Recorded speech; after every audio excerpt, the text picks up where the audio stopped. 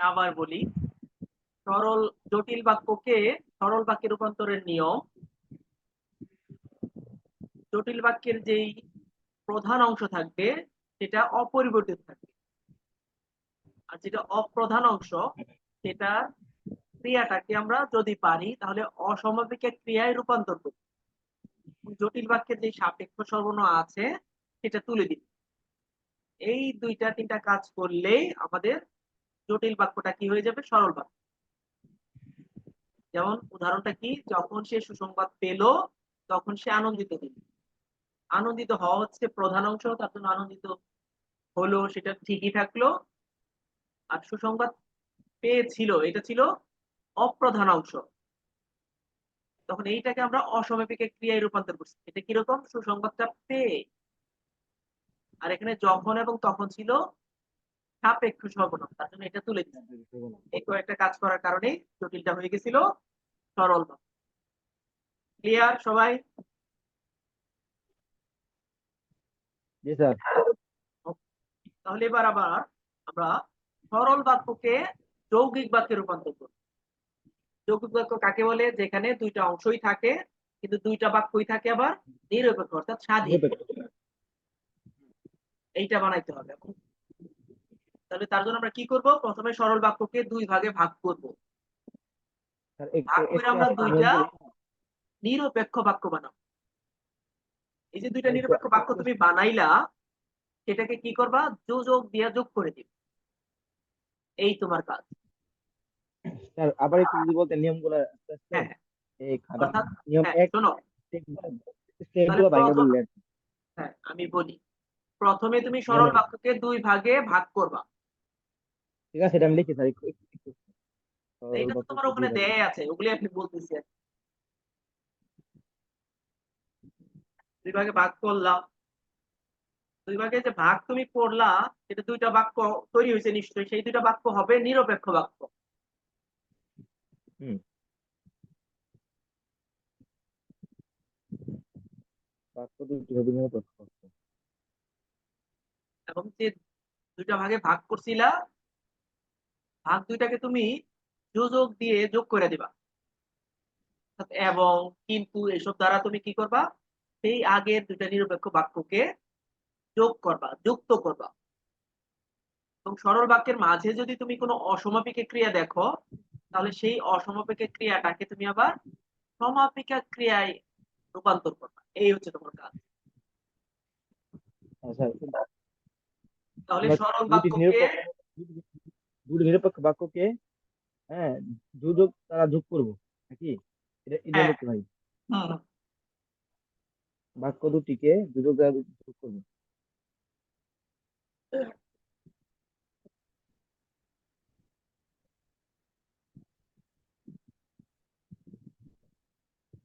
ঠিক আছে স্যার। আর আমি নিয়ম আরেকবার 4। বলি, প্রথমে তুমি সরল বাক্যকে দুই ভাগে ভাগ করবা, ভাগ করলে দুইটা নিরপেক্ষ বাক্য তৈরি হবে। ওই দুইটা বাক্যকে তুমি যোগ দিয়ে যোগ সংযুক্ত দ্বারা। করবা। আচ্ছা। আরেকটা কথা তারপর থাকে, যদি তুমি দেখো যে সরল বাক্যের মাঝে কোনো অসমাপিকা ক্রিয়া আছে, তাহলে সেই অসমাপিকা ক্রিয়াটাকে তুমি সমাপিকা ক্রিয়ায় রূপান্তর করো। এই কাজ। সমাপিকা ক্রিয়া থাকলে অসমাপিকা ক্রিয়ায় রূপান্তর করতে হবে। অসমাপিকা ক্রিয়া থাকলে সেটাকে তুমি সমাপিকা ক্রিয়ায় রূপান্তর করো।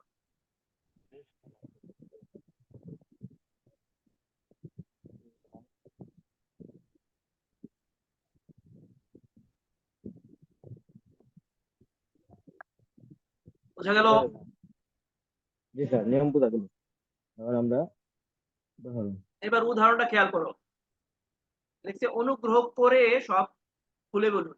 তাহলে অনুগ্রহ করে, এই করেটা কি একটা অসমাপিকা ক্রিয়া। কারণ অনুগ্রহ করে তুমি হুম। যখন এই কথাটা বললা তখন তোমার কাছে বাক্যটা পরিপূর্ণ হয় নাই। তাই এই অনুগ্রহ করে বাক্যটাকে তুমি এবার কি তৈরি করবা, সমাপিকা ক্রিয়া বানাবে। যৌগিক। তাই তার জন্য আমরা বলছি অনুগ্রহ করুন, করুন। যখনই তুমি বলবা যে অনুগ্রহ করুন, তখন দেখো একটা সুন্দর সেন্স তৈরি করছে, পরিপূর্ণ অর্থ হুম। দিচ্ছে। তার জন্য এটা তাহলে অসমাপিকা ক্রিয়াকে সমাপিকা ক্রিয়ায় তুমি রূপান্তর করবা। আর এবং হইলো সেই যোজক, যেই যোজক দ্বারা তুমি বুঝলেন? দুই অংশকে যুক্ত করছো। তার জন্য হয়েছে অনুগ্রহ জি। করুন এবং সব খুলে বলুন। স্যার এই তারপরে আছে তিনি ধনী হয়েও সুখী ছিলেন না। তিনি ধনী হয়েও, তার মানে এটা অসম্পর্ক ক্রিয়া। তুমি এটাকে সমাপিকা কি বলবা? তিনি ধনী ছিলেন কিন্তু কিন্তু সুখী ছিলেন না। এইভাবে বাকিগুলো লিখে ফেলো। ঠিক আছে, একটু সময় দিন।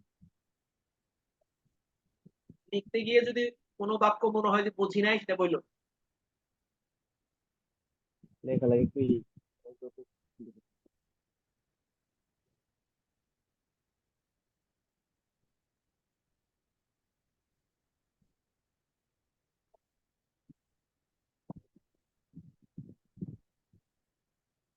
আর অনুগ্রহ করুন, এটা তো বোঝা যাচ্ছে বাক্যের একটা, বাক্যের যে মেন যে অর্থ যেমন চলে গেল কেন, অনুগ্রহ করুন মানে একটা সাহায্য করুন, এটা বোঝানো আছে।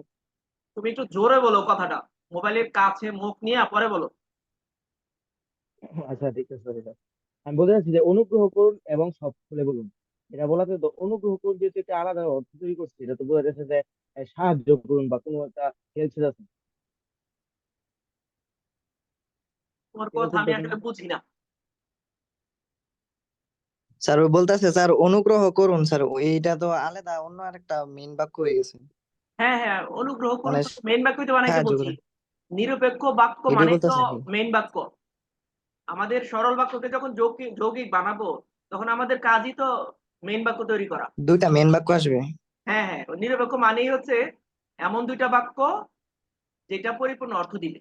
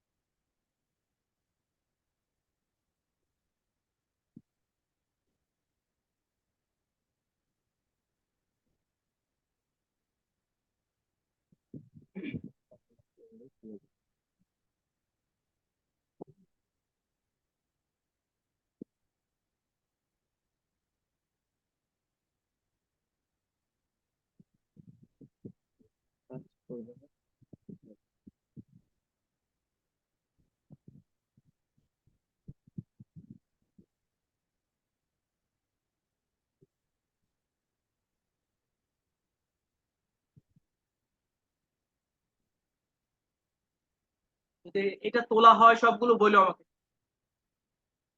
স্যার আপনি কি আমার কথা শুনতেছেন? হুম। স্যার এটা কাজ না করলে চলে যাও, আমরা কি লিখতে পারতাম না স্যার, যদি কাজ না করো তাহলে চলে যাও। না, তুমি এখানে যদি কেন দিবা? যদি তবে দিলে তো এটা জটিল হয়ে যাবে। আমাদের কাজ তো জটিল না, আমাদের তো যৌগিক। ঠিক আছে বুঝছি।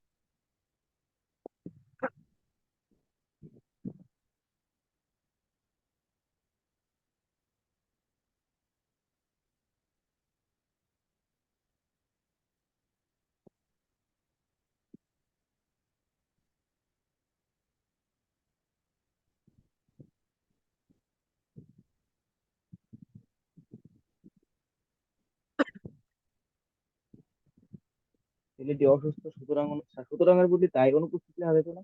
তাই সুতরাং এর পরিবর্তে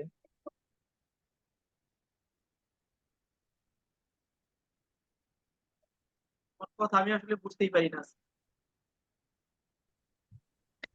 স্যার বলতেছে যে ছেলেটি অসুস্থ সুতরাং অনুপস্থিত, সুতরাং এর বদলে কোনো তাই সমস্যা দেওয়া নেই। যাবে কিনা? হ্যাঁ, দেওয়া যাবে। সুতরাং একটু কঠিন তো, তাই অনুপস্থিত। সুতরাং দিতে পারবা, তাই দিতে পারবা, ফলে দিতে পারবা, কোনো সমস্যা। জাস্ট একটা যোজক হলেই হলো।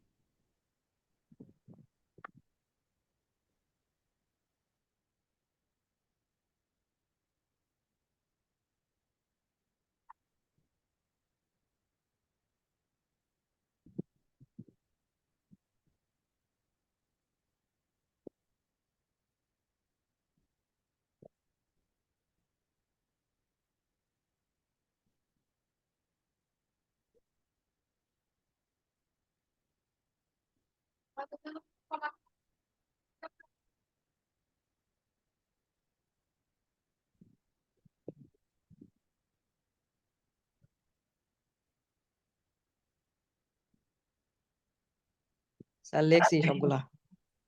হ্যাঁ, হ্যাঁ। স্যার আর কি এবার হয়েছে? দেখো আমরা যৌগিক বাক্যকে সরল বানাবো। শেষ হয়েছে না তোমার? একটু বাদ দিয়েছি। শেষ করো, দ্রুত করো কাজ।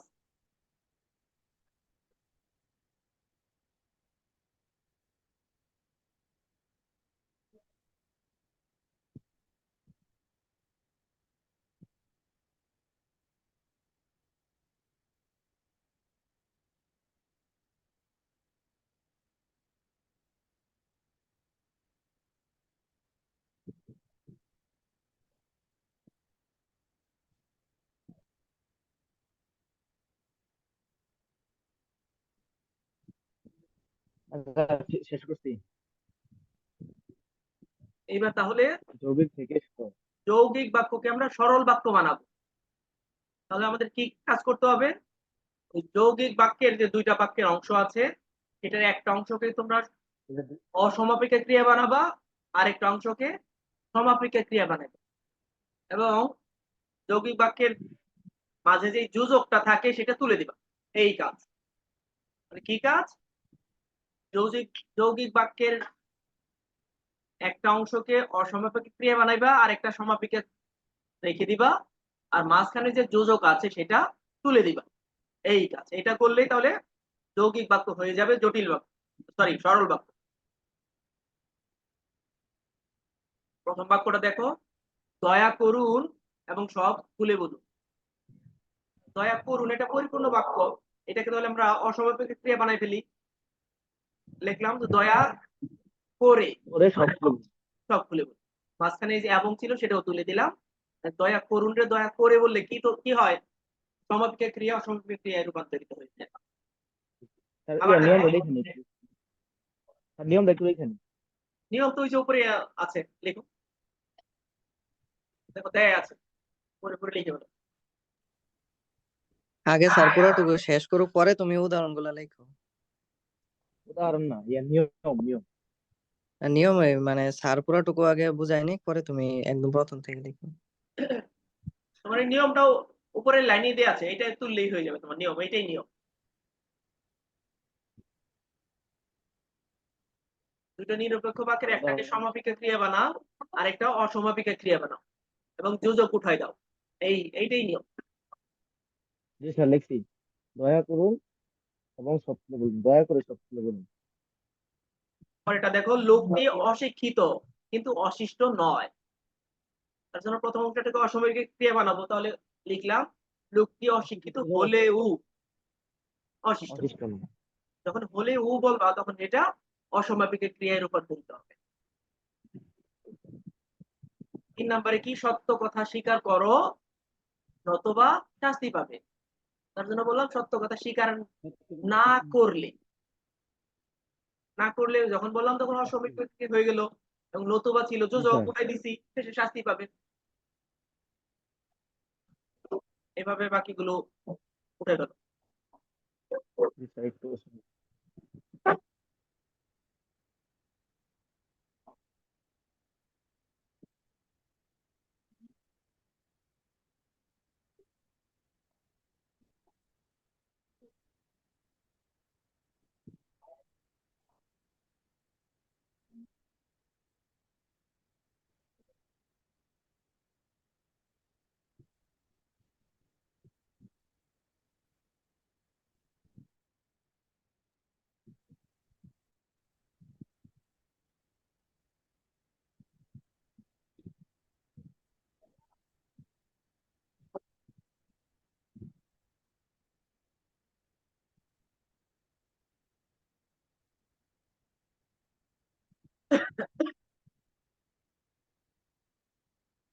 এটা যদি উঠানো হয়ে যায় বলো।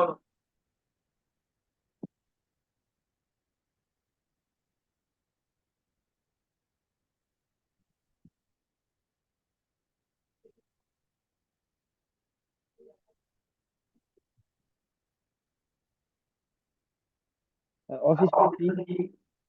হ্যাঁ, অশিষ্ট কি? ফয়সাল বলো তো কি বলতেছে, আমাকে একটু বলে দাও তো, প্রশ্ন বুঝছি না। স্যার এই যে 2 নাম্বার উদাহরণে স্যার অশিষ্ট কি জিজ্ঞেস করতেছে। অশিষ্ট মানে যে শান্ত অশিষ্ট। লোক, অশান্ত লোক।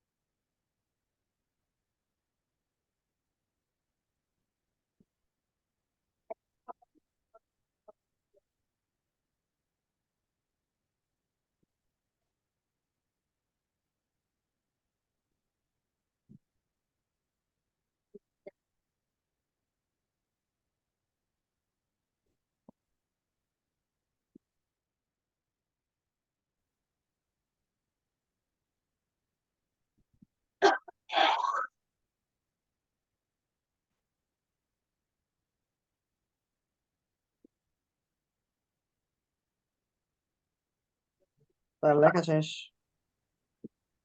তাহলে এরপরে যৌগিক থেকে জটিল বাক্যে রূপান্তরের নিয়ম। এক মিনিট। কয়েক তাহলে এর জন্য আমাদের কি করতে হবে? কাজ হচ্ছে প্রথমে কি, প্রথমে যৌগিক বাক্য, যৌগিক বাক্যের মাঝে নিশ্চয়ই যোজক থাকবে, তাহলে সেই যোজকটা আগে উঠাই দিব। আমরা বানাবো কি জটিল বাক্য। জটিল বাক্যে আমরা জানি দুটো অংশ থাকে, সেখানে একটা অংশ আর একটা অংশের উপর কি থাকবে, নির্ভরশীল থাকবে।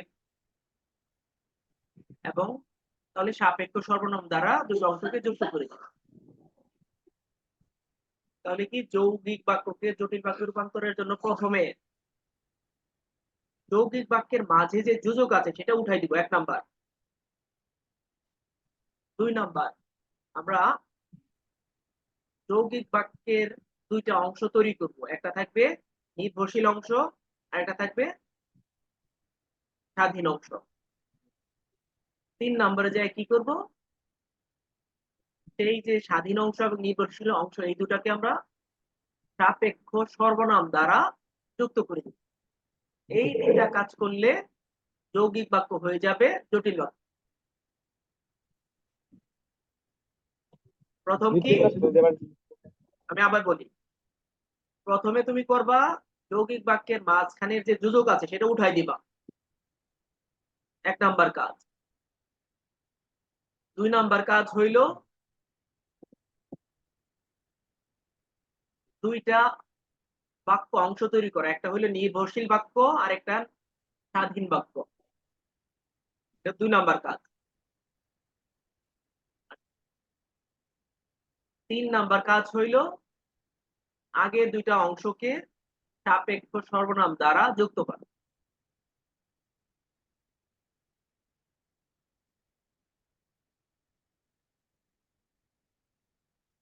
বোঝা গেল? এবার একটা উদাহরণ খেয়াল করো, যেমন মাঝখানের উদাহরণটাই খেয়াল করি। লোকটি গরিব কিন্তু সৎ। এই কিন্তু শব্দটা হইলো যোজক, প্রথমে আগে তুমি এই অংশ উঠাই দাও। তারপরে লোকটি গরিব তিনি সৎ, তাহলে এই দুইটা হলো দুই অংশ। এই দুই অংশকে আমরা সাপেক্ষ সর্বনাম দ্বারা যুক্ত করছি, এটা কি যদিও তথাপি। তার জন্য লিখছি যদিও লোকটি গরিব তথাপি তিনি সৎ। অর্থাৎ প্রথমে যোজক উঠাই দিছি, পরে দুই অংশে ভাগ করছি, তারপরে সেই দুই অংশকে যদিও এবং তথাপি নামক সাপেক্ষ সর্বনাম দ্বারা যুক্ত করছি। আমাদের সময় আছে আর মাত্র 1 মিনিট।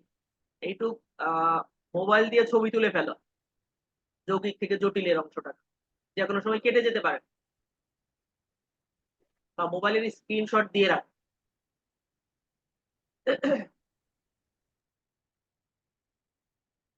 আগামী রবিবারও আমরা ক্লাস করতে পারবো না, আমার আসলে পরীক্ষা ডিউটি প্লাস কাজ আছে। মঙ্গল বুধ বৃহস্পতিবারে ক্লাস করা যেতে পারে পরে। স্যার ফিজিক্যাল ক্লাস নাকি অনলাইন হ্যাঁ, ক্লাসে? ফিজিক্যাল ক্লাস মানে রবিবারে সম্ভব হবে না। কালকে আরেকটা অনলাইন ক্লাস নেওয়া যায় আবার। ফিজিক্যাল হতে গেলে একদম তাহলে কি মঙ্গলবারে। আজকে শেষ, স্যার? হ্যাঁ, আজকে কি তাহলে শেষ?